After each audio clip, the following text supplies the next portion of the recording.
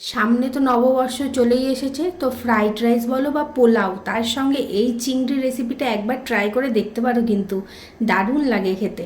আমরা তো মালাইকারি খেয়েই থাকি, কিন্তু এই আজকের রেসিপিটা একটু ইউনিক তোমাদের সাথে আমি শেয়ার করছি। আজকে তোমাদের সাথে শেয়ার করছি দই চিংড়ির রেসিপি। তো প্রথমে এখানে 5টা আমি চিংড়ি মাছ নিয়ে নিয়েছি, সেটাকে নুন দিয়ে ভালো করে মাখিয়ে রেখে দিলাম সাইডে।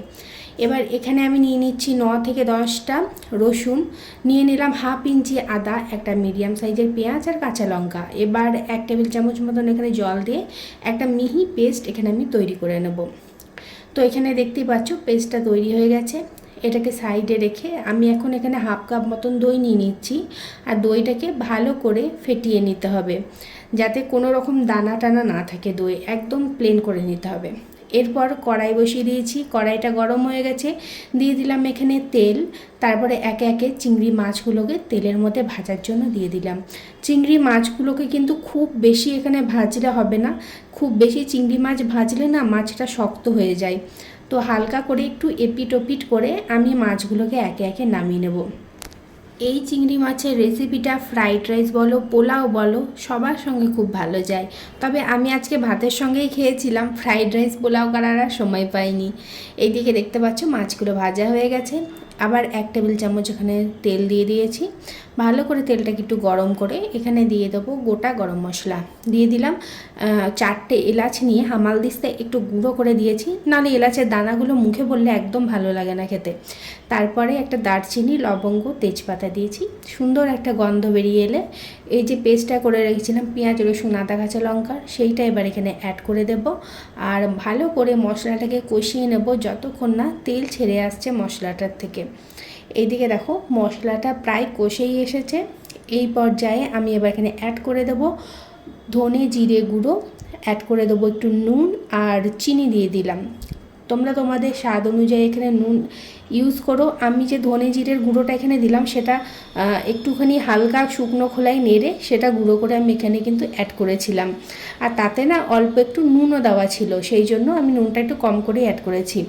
এরপরে যে দইটা ফেটিয়ে রেখেছি, মশলাটা ভালো করে কষে নিয়ে ওই দইটা না অল্প অল্প করে আমি দেবো আর অ্যাড করব। এই সময় না গ্যাসের ফ্লেমটা একদম লো রাখতে হবে। তবে আমি সাথে সাথে গ্যাসের ফ্লেমটা না লো করতে ভুলে গেছিলাম, যার কারণে আমার দইটা অল্প অল্প একটু ছানা ছানা মতন হয়ে গেছিলো। তো তোমরা অবশ্যই লো ফ্লেমে এটাকে অ্যাড করবে। এবার দইটাকে ভালো করে মিশিয়ে নিয়ে আমি ঢাকা দিয়ে ওই 4 মিনিট মতন রেখেছিলাম লো ফ্লেমে। এখন দেখো একদম তেলটা ছেড়ে গেছে, মানে মশলা থেকে তেলটা একদম ছেড়ে দিয়েছে। এই পর্যায়ে আমি এবার অ্যাড করে দেবো 4 থেকে 5টা কাজু বাদাম বেটে নিয়েছি সুন্দর করে, সেটাকে আমি এখানে অ্যাড করে দিলাম।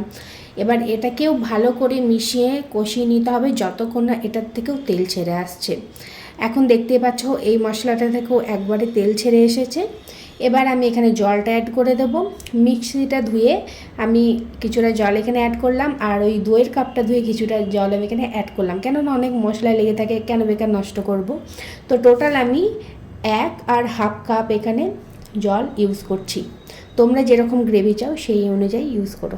এরপরে ঝোলটা একটু ফুটে উঠলে একে একে চিংড়ি মাছগুলোকে ঝোলের মধ্যে দিয়ে দেবো। দিয়ে দিলাম কাঁচা লঙ্কা। এবার ঢাকা দিয়ে 5 থেকে 6 মিনিট মিডিয়াম ফ্লেমে আমি এটাকে একটু ফুটিয়ে নিয়েছি। তারপরে 5 মিনিট পর আমি ঢাকাটা খুলে একটু গরম মশলা আর একটু দিয়ে দিলাম ঘি। এবার চিংড়ি মাছটা একটু উল্টে পাল্টে ভালো করে গ্রেভিটার সঙ্গে মিশিয়ে নেব। আর তারপরে গ্যাসের ফ্লেমটা আমি অফ করে দিয়ে এটাকে 5 মিনিট আমি স্ট্যান্ডিং টাইমে রেখে দিয়েছিলাম। 5 মিনিট পর গরম গরম ভাতের সাথে সার্ভ করে নিচ্ছি দই চিংড়ির একটা দারুণ রেসিপি।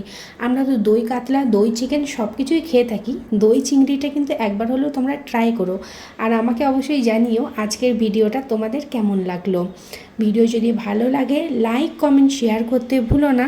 যদি ফেসবুক পেজ থেকে দেখে থাকো পেজটাকে ফলো করে পাশে থেকো, আর যদি ইউটিউব চ্যানেল থেকে দেখে থাকো তাহলে চ্যানেলটাকে সাবস্ক্রাইব করে পাশে থেকো। এটা কিন্তু মাস্ট ট্রাই রেসিপি, তো তোমরা অবশ্যই এটাকে ট্রাই করো।